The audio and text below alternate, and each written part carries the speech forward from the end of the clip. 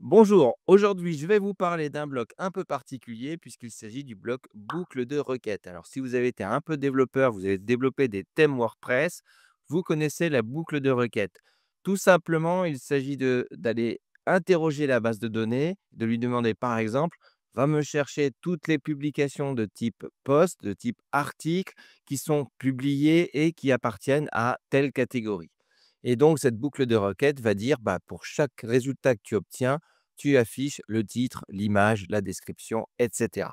Et bien maintenant, cette boucle de requête, il n'y a plus besoin de la coder, elle existe sous forme de blob depuis déjà quelques années dans Gutenberg, mais vous êtes nombreux à ne pas savoir très bien l'utiliser, donc nous allons regarder ça ensemble. Je décortique ce bloc avec vous, c'est parti. Alors, je me suis mis dans une page, il va s'agir d'une page podcast, par exemple, dans laquelle je veux mettre des extraits de mon blog, donc de mettre 4 extraits de mes posts, mes articles, donc je vais utiliser le bloc boucle de requête. Donc pour cela, je vais sur ma zone, je vais chercher boucle de requête. Alors, vous voyez, j'ai deux résultats puisque j'ai ajouté une extension qui s'appelle boucle de requête avancée. On verra ça en fin de vidéo. Je vais utiliser donc le boucle de requête et j'ai déjà 2 choix. Soit je vais choisir un template de boucle de requête, déjà proposé par le thème, déjà proposé par Gutenberg ou sinon partir de zéro. On va regarder les 2 options. Donc pour choisir, je clique dessus et là, je vais voir déjà, avec mes propres articles, donc comment ça pourrait se présenter. Donc on voit chaque carré est une présentation différente. Je peux avoir par exemple tout simplement, les articles les uns après les autres avec l'image à la une, le titre, l'auteur, et peut-être un extrait. Je peux l'avoir en 3 colonnes, en 2 colonnes avec le titre par-dessus l'image. Voilà, vous avez déjà un bon nombre de choix et on va en étudier quelques-uns pour voir comment ça fonctionne. Alors tout simplement, on va prendre le premier.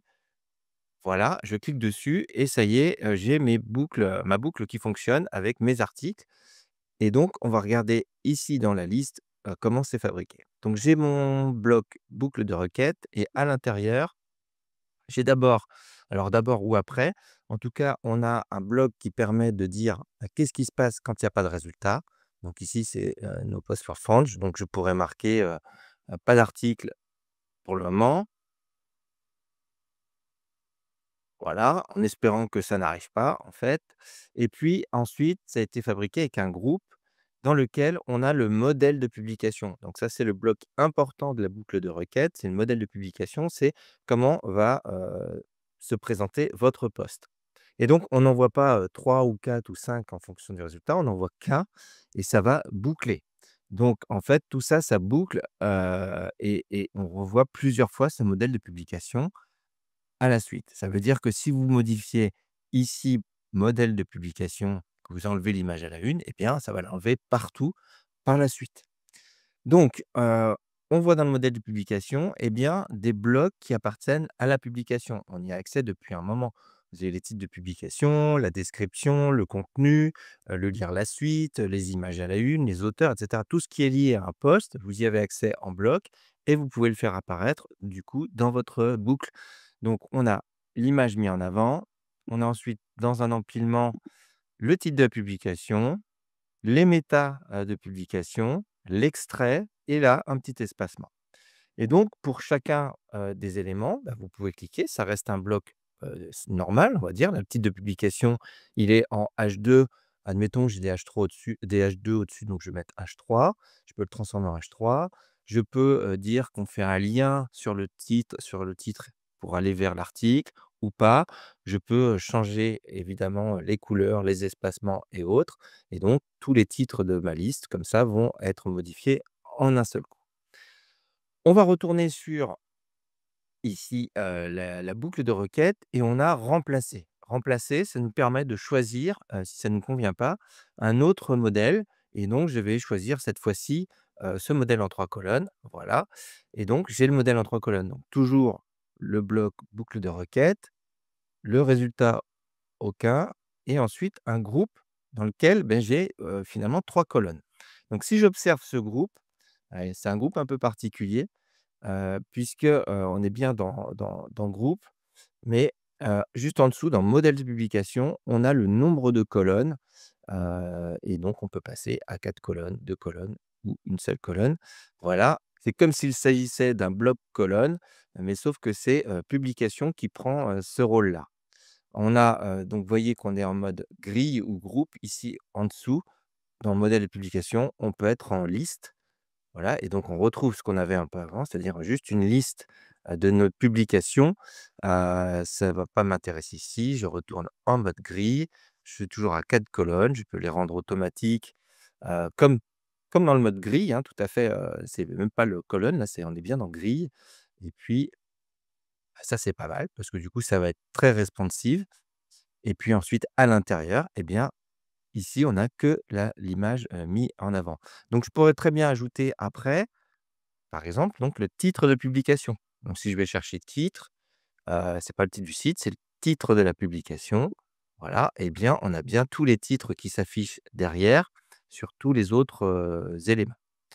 Maintenant, vous allez me dire, «Tu nous as parlé de la boucle, en PHP sur laquelle on pouvait filtrer». Eh bien oui, on peut le faire sur le bloc boucle avec, par exemple, le type de publication. Donc là, c'est bien des articles que je veux, mais je pourrais aller chercher des pages ou là, ici, les références, c'est un custom post type que j'ai créé. Donc je pourrais aller très bien aller chercher mes références, ça fonctionne aussi. Ensuite, on va donner l'ordre du plus récent au plus ancien, de A à Z ou inversement. On va, inclure ou exclure les publications, épinglées. Ça veut dire que si justement je veux mettre ici que mes articles qui sont épinglés, eh bien je vais inclure les publications épinglées et je vais limiter. Comme je donnais dans mon exemple, je veux par exemple 4, les 4 derniers articles, eh bien je vais mettre juste 4 dans ma boucle, pas 84, voilà. Et puis donc j'en ai bien 4 et puis dire que, bah, m'arranger pour qu'il y ait, voilà, ça va fonctionner en 4 colonnes, voilà et voilà, donc en mode desktop, j'aurai bien mes 4 derniers, éléments. On va revenir sur cette boucle de requête. Donc on a vu qu'en faisant remplacer, eh bien, on avait, accès à tous les thèmes. À vous de tester et de voir, comment ça fonctionne. Par exemple, celui-ci est intéressant puisque en fait, on voit que dans le modèle de publication, eh bien, on a mis une bannière et c'est dans cette bannière qu'il y a, titre de publication et puis, les autres éléments, la catégorie, un paragraphe, la date. On pourrait rajouter l'auteur, tout ce qu'on veut, tout ce qui est lié à un post. On va recommencer cette fois-ci, mais avec le mode, partir de zéro. Donc je recommence, je vais chercher ma boucle de requête. Voilà, partir de zéro et ici, j'ai le choix, déjà qu'il m'affiche plusieurs éléments. Donc soit titre et date uniquement, j'aurai juste la liste de les titres de mes articles avec la date, titre et extrait, titre, date et extrait et enfin image, date et titre. Je vais prendre ce dernier, un peu plus complet et donc je retrouve, heu, quasiment le même modèle, qu'au départ, proposé. Voilà et je peux aller regarder, c'est fabriqué de la même manière. J'ai modèle de publication, image mis en avant, date et cetera. Donc dans modèle de publication, là, le souci, c'est que, j'ai pas, le choix de mettre, en colonne ou en liste. Il va falloir que je transforme ici ça en grille pour enfin choisir le nombre de colonnes et retrouver finalement, ce qu'il y avait dans le thème, dans le template. Alors je vais prendre un autre exemple, qui est intéressant pour comprendre comment, ça peut fonctionner et comment vous pouvez avoir plusieurs boucles de requêtes, dans une même page. On va prendre l'exemple, quand vous mettez des articles en avant, souvent c'est un peu à la mode, c'est de mettre un article en avant et en dessous 3 autres petits. Ici, je ne peux pas le faire, d'accord? Tous mes éléments, en fait, si j'en change un, ça va changer tous les autres derrière. Donc il va me falloir 2 boucles de requête. Une boucle de requête qui va chercher le dernier article et ensuite une autre boucle de requête avec, 3 colonnes qui va, chercher les 3 suivants, donc le 2, 3, 4 et non pas reprendre le 1, 2, 3. Donc pour cela, eh bien, on va le faire ensemble. Je vais, tout simplement ici changer ma boucle. Je vais dire que je veux une publication. Voilà, ça va être la dernière, tout simplement. Je vais même remplacer le modèle. On va changer ça pour prendre un modèle existant plus facile. Boucle, voilà, de requête, choisir et donc je vais prendre, celui-ci. Voilà, sauf que je n'en veux qu'un Je vais ici, dans ma boucle, je veux un seul résultat. Voilà, voilà. Bon, je ferai les mises en forme plus tard, mais je vais retirer, ici, je vais retirer, par exemple, hem, on va mettre juste le titre, voilà. On va retirer ça, supprimer, du coup, il y a pas besoin que ce soit dans l'empilement, c'est pas grave, je le laisse. L'espacement, je vais le retirer et la pagination aussi, voilà, puisque ce sera dans ma deuxième boucle de requête. Donc là, on est d'accord, j'ai le dernier article, j'ai pas filtré par catégorie ou autre, mais vous pouvez le faire en allant ici et dans votre requête, vous pouvez donc, faire des filtres. Voilà, ici, par taxonomie, donc catégorie, étiquette ou toute autre taxonomie que vous avez créée, par auteur ou par mot-clé. Donc ici, je ne fais pas de filtre. Ce qui va m'intéresser, ça va être d'ajouter derrière une autre boucle de requête. Voilà, de choisir 3 colonnes. Avec 3 colonnes avec un titre, ça serait pas mal. Bah, je vais prendre ça me paraît bien, mais je vais le changer après. Voilà. Je veux ici donc 3 articles.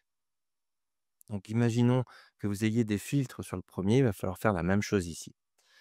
Donc publication, je n'en veux que 3. Voilà, et puis hop, modèle de publication, on est bien dans une grille, je veux 3 colonnes. Voilà, donc j'ai bien ce que je voulais, une en avant et 3 derrière. Sauf que ici, j'ai le même article, qui est répété 2 fois. Donc on va réussir à pallier, ce problème grâce à une option de la boucle de requête. On va dans la boucle de requête, c'est la deuxième qui nous intéresse. On va ici, dans afficher. On a donc choisi d'afficher 3 par page, mais on va ouvrir les 3 petits boutons, les 3 petits points ici, puisqu'on a des options qui ne sont pas affichées par défaut. C'est le décalage et le nombre de pages maximum à afficher. Donc ici, c'est le décalage qui m'intéresse et finalement, ce que je veux, c'est un décalage de 1 puisque j'en ai déjà un ici, eh bien, je vais décaler les résultats de 1 tout simplement et voilà, en faisant le décalage de 1, il va me chercher les 3 suivants après ce premier. Donc si vous avez une première boucle avec 3, heu, les 3 derniers articles et ensuite vous voulez faire du paragraphe et cetera, l'appel à action et refaire de nouveau une boucle pour les 3 suivants, eh bien vous ferez un décalage ici de 3 tout simplement. Voilà, vous savez déjà quasiment très bien utiliser du coup la boucle de requête. Vous avez la pagination, du coup je garde la pagination à la fin. La pagination va fonctionner pour cette boucle de requête et c'est ici que ça tournera. Vous aurez toujours l'article ici en premier qui sera figé, il n'y a pas de pagination pour celui-ci. Au niveau des options, des blocs que vous pouvez ajouter, à l'intérieur, eh bien, c'est quasiment, tous les blocs qui correspondent à un article. Si j'ajoute après et que je vais chercher, eh bien, vous avez en fait on va chercher, voilà, tout ce qui appartient au thème et appartient à la publication, eh bien, vous pouvez, l'ajouter. Donc l'auteur, la biographie de l'auteur, le lien lire la suite, suivant précédent, les étiquettes, la date, et les auteurs et cetera. Maintenant pourquoi, j'ai téléchargé, eh bien, la boucle de requête avancée? C'est qu'il y a certaines options qui ne sont pas encore possibles de faire en natif. J'espère qu'ils y arriveront et cette extension me permet de le faire. Donc vous voyez que ça ressemble tout à fait à la boucle de requête de départ. Je vais prendre ça par exemple. Voilà et ici, vous avez donc, dans les réglages de requête avancée, heu, une façon de trier beaucoup plus, fine que la boucle de requête native. C'est-à-dire que la boucle de requête native, vous pouvez dire: «OK, je veux une taxonomie, je veux que ce soit une catégorie, je veux que ce soit la catégorie blog». Voilà et donc vous allez filtrer, votre, boucle par rapport à ça. Ici, avec, cette extension, on va pouvoir faire beaucoup plus loin. C'est-à-dire, on va ajouter en disant: «Je veux que ça soit par rapport à une catégorie». Je vais choisir les termes de mes catégories, je peux en choisir plusieurs. Par exemple, je sais pas, on a vidéo, oui, on a vidéo, on a, podcast peut-être, Voilà, podcast, donc je vais filtrer vidéo et podcast uniquement. Je peux exclure ces catégories, c'est-à-dire si je veux toutes les catégories sauf celle-ci, je peux les exclure. On peut avoir un mode avancé avec, des opérateurs. Tu ajoutes les termes enfants, les catégories enfants ou pas. Voilà, il y a plein de choses comme ça et on peut ajouter, plusieurs queries, plusieurs, requêtes comme ça, les unes après les autres. Ça veut dire que là, je vais choisir par catégorie, mais je pourrais aussi choisir par auteur et dire que je veux uniquement, heu et bien, les articles qui ont été écrits par moi de ces catégories-là. Donc voilà, ça, c'est des requêtes que l'on ne peut pas encore faire avec, la boucle de requêtes, le bloc boucle de requêtes natif et donc l'on peut faire avec, le boucle de requêtes avancé. Donc voyez quels sont vos besoins, mais vous pouvez afficher maintenant, tous les articles aux endroits que vous voulez, quand vous voulez. Utilisez cette boucle de requête dans les modèles, de l'éditeur de WordPress en FSE. Cette boucle de requête est largement utilisée pour les archives. Tout ce qui va être archives d'auteur, archives d'articles ou autre, eh bien, c'est cette boucle de requête qui est utilisée. Donc maintenant que vous savez l'utiliser, vous pouvez aller modifier vos modèles, créer de nouveaux modèles ou tout simplement vous créez des pages comme nous on a fait, créer une page, vidéo dans laquelle vous allez créer votre propre boucle de requête et finalement votre page d'archives, bien plus complète puisque vous allez pouvoir mettre autour, eh bien, tous les blocs que vous voulez. Voilà, j'espère que cette vidéo vous a plu. C'est la première d'une longue série. Je vous cache pour l'instant le titre de cette série. Ça va parler beaucoup de blocs et je vais comme ça décortiquer, beaucoup de blocs Gutenberg pour que vous puissiez, les utiliser comme des chefs. Donc je vous dis à très bientôt. Abonnez-vous, likez et je vous promets, bien d'autres découvertes sur le monde de WordPress. À très bientôt.